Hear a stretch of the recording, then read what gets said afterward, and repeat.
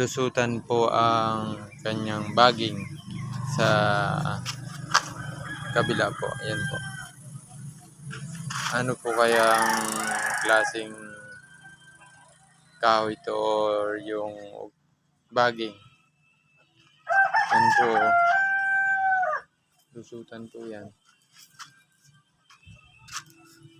Na kaya ko po siya binili dahil